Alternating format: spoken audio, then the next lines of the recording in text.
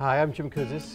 I'm the Dean's Executive Fellow of Leadership at Santa Clara University's Levy School of Business and co-author with Barry Posner of Credibility, How Leaders Gain and Lose It, Why People Demand It, as well as the Leadership Challenge and Leadership Practices Inventory. I'm Barry Posner. I'm Professor of Leadership at the Levy School of Business at Santa Clara University.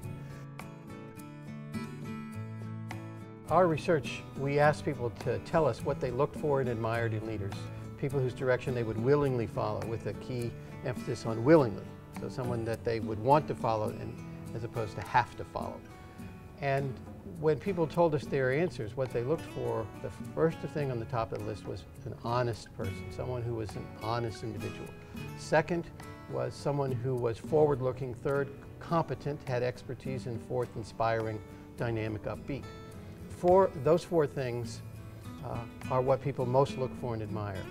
Of those four, three, honest, competent, and inspiring, make up what researchers call source credibility. That is why somebody is believable when they speak.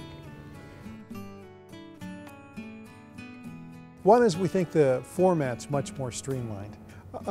The part of the streamlining comes about because we put together a new book, Strengthening Credibility, that accompanies the book on credibility, which provides a number of activities and exercises and opportunities to really sit down thoughtfully and think about how you put all these disciplines into practice and sustain that effort over time. We've also added significantly new data.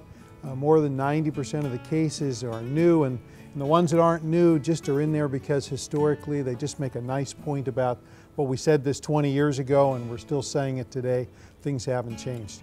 And part of that additional data is that this edition is, of course, much more international. It's much more global in its scope, not only from the data that we've collected around the world, but from the stories that we tell. So it's not just exclusively United States based, but there's stories from Asia, from Africa, from Europe, people in all kinds of industries and all kinds of organizations. It's really, over the last 20 years, there hasn't been much written about credibility. And I think that what Jim and I have provided this time around not only is as relevant as it was 25 years ago, but fills an important need in the marketplace today. We just don't emphasize enough the importance of this relationship between the leader and his or her constituents, and how that in the end the job of the leader is to be the kind of person that each of us would aspire to be, and to set an example for others to be the leaders of the future.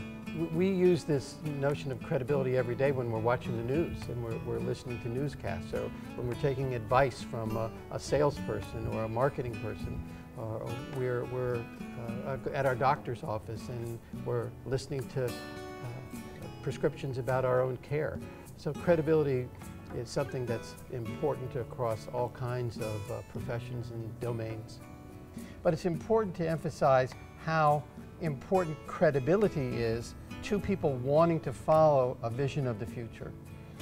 You can have the most inspiring, uplifting, engaging vision of the future, ennobling vision of the future possible, but if you as a leader don't have the credibility to deliver that message to your audiences, to your constituents, people aren't going to be willing to follow you. It is the truth of what we've called the first law of leadership, one of the first things that we wrote together, and it peppers throughout this particular book. And that first law is, if you don't believe the messenger, you won't believe the message. And I think that that's one of the most important, it's one of the most important themes that comes through this book and comes through all of our writing.